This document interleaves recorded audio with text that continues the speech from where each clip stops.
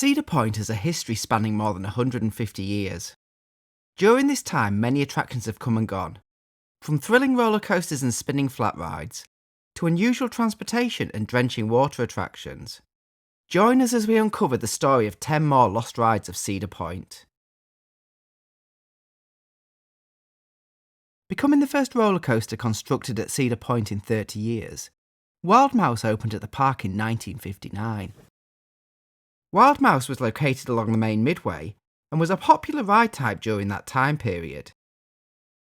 The structure for the ride was a hybrid of wood and steel, with a layout composed of tight turns and small dips. Riders would board sleek individual ride cars, capable of holding 2 people. Passengers would sit in line as they negotiated the 1,300 feet of track. The low riding position and tight turns combined to create a thrilling ride experience. Wild Mouse is one of the shorter-lived roller coasters at Cedar Point, remaining at the park until 1963 when it was removed. The former coaster was reborn with Cedar Point's new attraction for 2023. The new spinning ride used a visual style that plays homage to its predecessor, continuing the Wild Mouse legacy. The Rotor was a traditional amusement park ride that was popular at parks and fairs during the 1950s and 60s. Cedar Point received its first Rotor in 1961. Featuring an eye-catching facade, the ride was located on the main midway. Riders would enter a large barrel-shaped room and stand along the edges. A door would close and the drum would begin to rotate. Upon reaching the top speed of 33 revolutions per minute, the floor would drop away. Riders would remain stuck to the sides, feet in the air, held in place by centripetal force. Visitors would experience forces of almost 3G, offering an unusual sensation not found on many other rides. At the end of the cycle, the rotations would slow, with gravity taking over and riders sliding down the wall. The Rotor would not spend long at Cedar Point. It was removed in 1964 to make way for future development.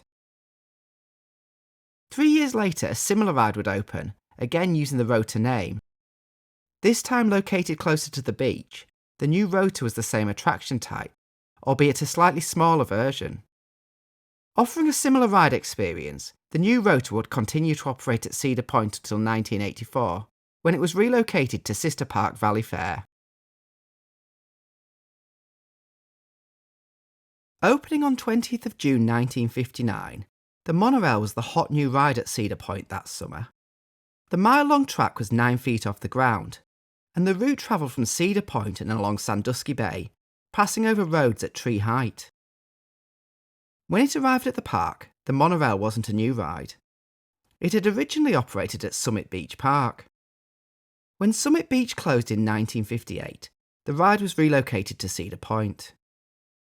Riders would board one of the 2 streamlined trains that hung from an overhead beam. Each train had 4 cars and space for the driver in the front. In its opening year, the Monorail was the most popular ride at the park, generating more income than any other attraction that season. It was so popular that 13,000 riders were recorded on the Monorail in a single day. The Monorail never really provided any transportation, but was more of a scenic journey that allowed visitors a different view of the park. It is believed that Cedar Point wanted the manufacturer to fund expansion, but this never came. Despite its initial popularity, the ride would not last long at the park. The Monorail closed in 1965. Its track scrapped and the area it travelled through used for numerous attractions over the years.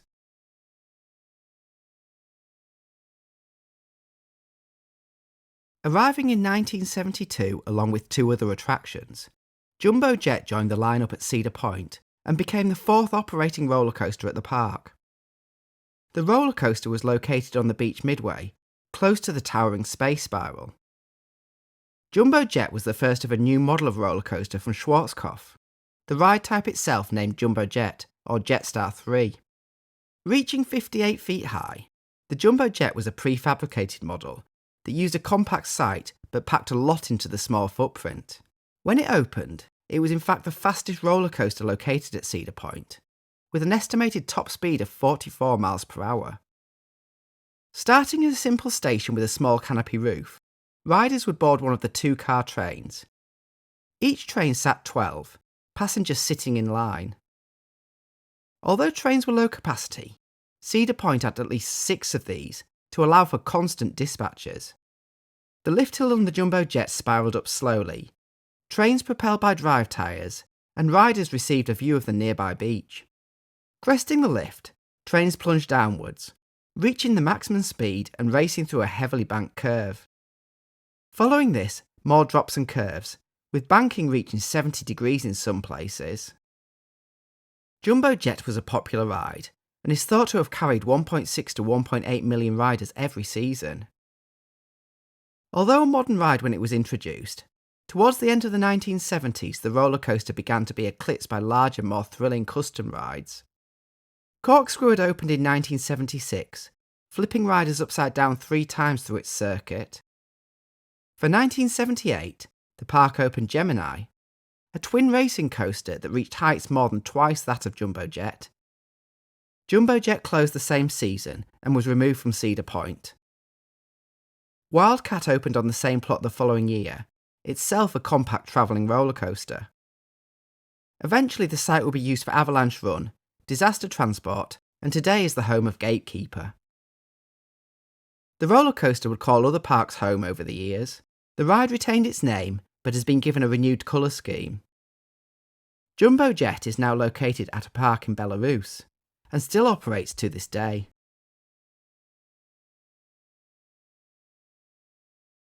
Opening as the second Log Flume at Cedar Point, Shoot the Rapids joined the ride lineup in 1967. It was the standout attraction in New Park area Frontier Town, and acted as a draw to the northern part of Cedar Point. Its installation was likely due to the popularity of the earlier mill race ride. Shoot the Rapids was a water attraction, and featured 2 adjacent flumes, doubling the capacity. Passengers rode in line in box-shaped boats, travelling around the edge of Frontier Town. The highlight of the ride was a pair of side-by-side drops that provided a thrilling splashdown close to a raging waterfall. On June 30th, 1977, a tornado caused damage to Shoot the Rapids, as well as other rides in the area and nearby buildings.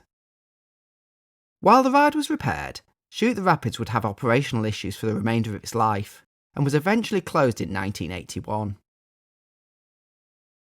The following year it was replaced by the more modern hydro flume Whitewater Landing. This replacement water attraction would last until autumn of 2005, with the site eventually used for new roller coaster Maverick.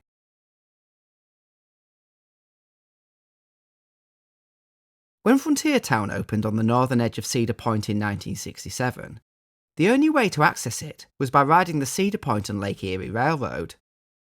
The Old West themed area was such a hit with park visitors that the following season the Frontier lift was installed. This aerial gondola lift was similar to the existing Skyride attraction and provided transportation to the still new Frontier Town. Frontier Lift had 2 stations, one located on the $1 Million Midway and another in Frontier Town itself. Riders boarded 4 passenger gondolas and were lifted to tree height to enjoy a relaxing journey and enjoy the scenic views. In 1971, it became possible to walk to Frontier Town with the newly created Frontier Trail pathway. The lift still played a welcome part as part of the park's transportation network, saving many tired feet during a day at Cedar Point. Despite this, 1985 would be the final year for Frontier Lift. It was removed to provide space for the construction of Iron Dragon, which would open in 1987. The station building on the $1 Million Midway was removed to facilitate this.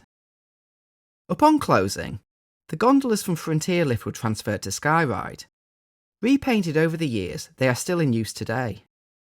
The Frontier Town station building also survived, and can still be seen in the park today if you know where to look. Costing the park $300,000, Mill Race was a new ride type when it opened in 1963. It was a log flume type ride and only the second such attraction to be constructed. Opening a few months after El Asadero at Six Flags Over Texas, Mill Race was located close to the park's entrance, with a site just off the main midway. Constructed by Arrow Development, Mill Race was one of the more thrilling rides at the park. This was a period in Cedar Point's history without any large-scale roller coasters, and a custom ride like Mill Race was instantly popular. Being an early example of a log flume, the attraction only featured one drop. With a more modest height than modern installations, riders would board one of the log-shaped boats at a double outdoor loading station. They would then be dispatched into the trough, the current carrying them along the curved waterway. Eventually the logs would reach Lift Hill, carried skywards to a height of 28 feet. Once at the top, boats would rush down the flume's only drop, with riders receiving a cooling splash when they reached the water below. Its location close to the park entrance helped to ensure Mill Race's popularity remained into the 1990s. Despite this, the attraction was removed in 1993 to make way for Cedar Point's newest addition. The following year, inverted roller coaster Raptor would open on the site once home to Mill Race. Raptor's station, lift, drop and final helix located over where the log flume once sat.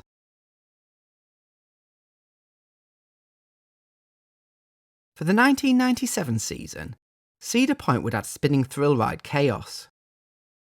This new attraction was situated on the Corkscrew Midway, between Troika and the Dodgems.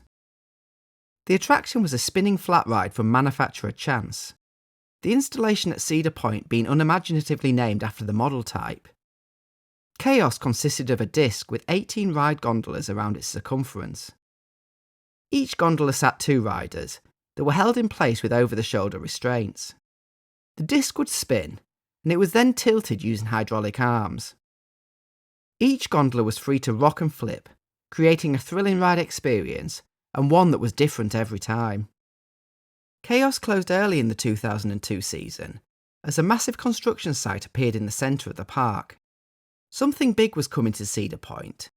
The ongoing construction would eventually be revealed as Top Thrill Dragster. Chaos would be relocated for 2003. Now situated across from Wicked Twister, it would receive a new backdrop that matched the colour scheme of the ride. Once a popular ride type, Chaos suffered an increasing number of mechanical problems resulting in periods of downtime. The ride type was slowly being removed from parks around the world, with the Cedar Point version operating for the last time in 2010. It was removed from the park in early 2011 and scrapped. Once boasting over 50 installations worldwide, there are no longer any operating examples of the Chaos ride. In late 1995, Cedar Point announced plans to build the tallest, fastest and longest stand-up roller coaster in the world. The attraction would open the following year and be named Banshee after a mythical ghost from Irish folklore. However, the announced name received negative feedback due to the unfavourable definition of the spirit. By the time the coaster was complete the following year, the name had been changed to Mantis. Officially opening on May 11, 1996, Cedar Point's newest roller coaster also took the record for the most inversions on a stand-up ride. Built by manufacturer B&M, Mantis featured red and yellow track atop blue supports.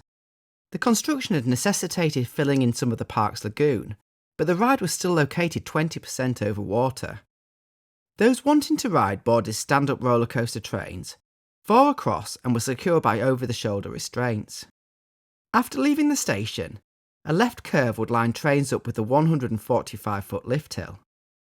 At the top, a 180-degree turn delivered riders to the first drop, racing down 127 feet and reaching speeds of 60 miles per hour. A vertical loop and dive loop followed, as trains charged through the circuit. A turnaround over the station then delivered riders to an inclined loop, before the mid-course brakes. Following this, trains dropped into a corkscrew, and the ride finished with a figure-8 turn. Opening to mixed reviews, Mantis suffered declining ridership over the years. Stand-up rides fell out of popularity with the public, and by 2014 ridership was down. During the summer, a swatch of green was noticed on part of Mantis's track, leading to speculation a change was coming. Cedar Point announced the ride's last stand for October 19th, and the ride would close to be converted to a sit-down floorless roller coaster. Mantis would be repainted over the closed season, the track taken on a deep orange. The station was reconfigured with a removable floor to accommodate the 3 new trains. Opening on May 9, 2015, The new ride would be named Rougarou, with an altered backstory. The attraction utilised the existing track, but the trains brought about a different ride experience in a more traditional seated position. Trains still accommodated 32, but instead of standing, guests would now be seated in trains without floors, feet dangling above the track. The conversion brought a new interest to the ride and was praised for its more comfortable ride experience compared to its predecessor. The conversion to sit-down coasters has now become a popular way for parks to give new life to ageing stand-up rides.